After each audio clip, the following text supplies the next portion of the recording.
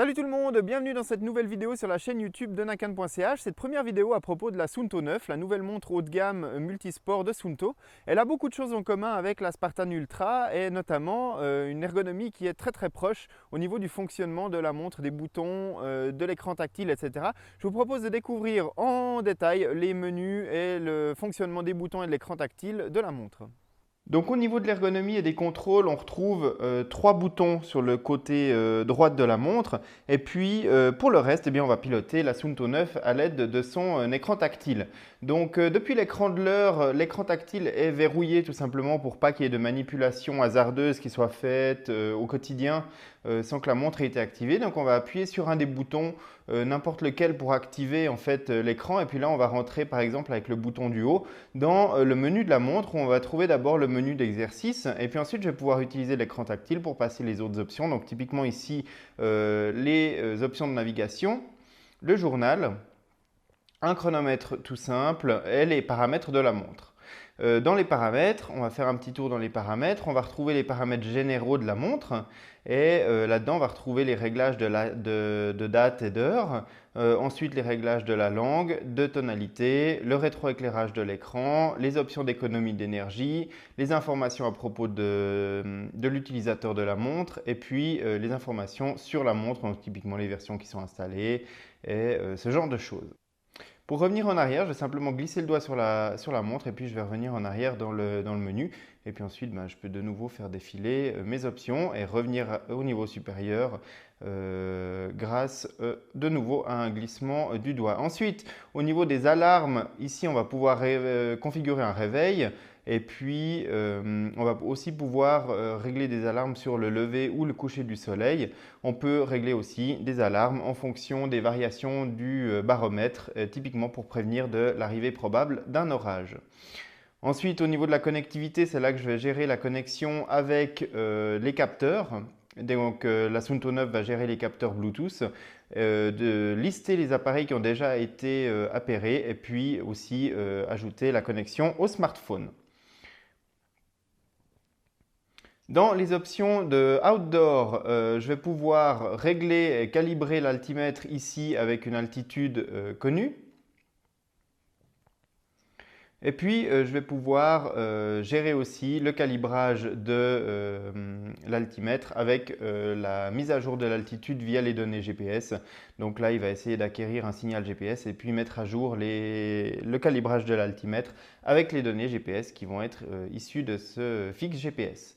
Ensuite, au niveau des options de navigation, donc là, on va retrouver les options par rapport à l'étalonnement de la boussole. On le verra dans d'autres vidéos, mais c'est relativement important pour certains modes de fonctionnement de la Suunto 9, de même que la déclinaison par rapport au pôle nord géographique et au pôle nord magnétique.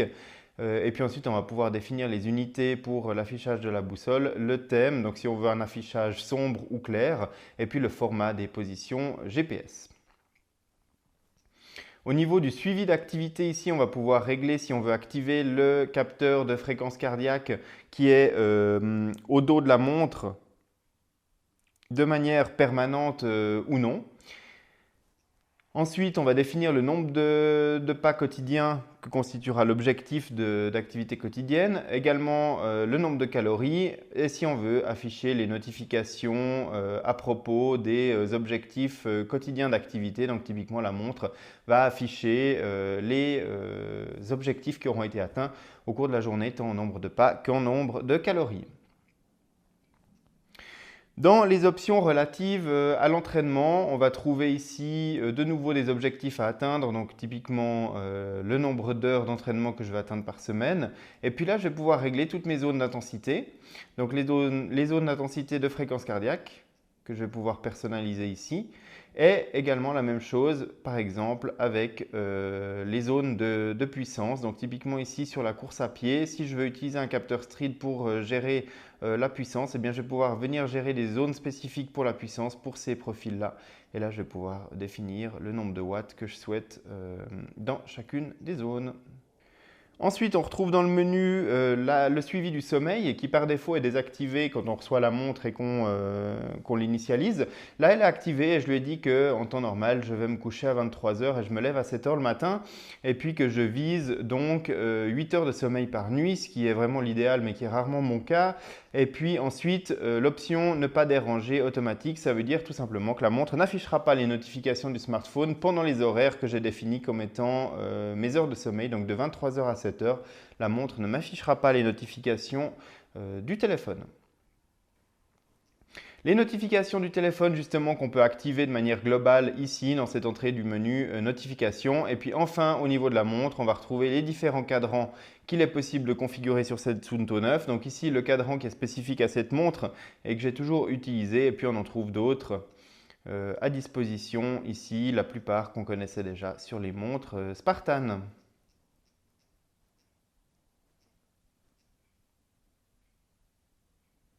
Donc voilà au niveau des options dans les menus paramètres. Donc là, si je redescends, on va retrouver le chronomètre. Donc là, c'est vraiment un chronomètre simple qui permet soit de chronométrer donc stop-start, ou alors je peux régler une minuterie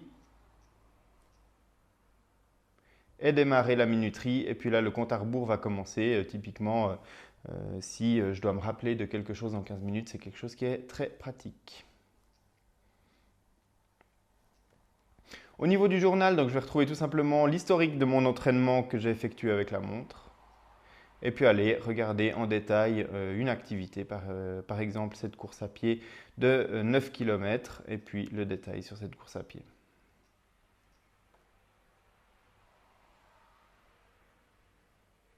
Ensuite, au niveau des options de navigation, c'est ici que je vais retrouver par exemple les itinéraires. Ici, j'ai un itinéraire qui est chargé ou les points d'intérêt. Pour l'instant, je n'ai pas configuré de points d'intérêt dans la Suunto 9. Et puis, je vais pouvoir voir directement mon emplacement. Je vais pouvoir aussi afficher ici la boussole. Et puis, depuis cet emplacement, je vais pouvoir démarrer une activité de suivi d'itinéraire sans enregistrer une activité sportive si je le souhaite. Et enfin, au niveau des exercices, je vais retrouver tous les profils sportifs que j'aurai configurés sur la montre. Donc là, je vous invite à consulter dès qu'il sera en ligne le test de fond en comble de cette montre Suunto 9 pour découvrir toutes les possibilités de configuration au niveau des profils sportifs. Et là, on voit tous les profils que j'ai configurés, aussi bien pour la course à pied, le cyclisme, la natation en eau libre, la natation en piscine, le trail running, la course sur tapis et tous les profils que j'ai pu configurer, y compris les profils de ski et de triathlon.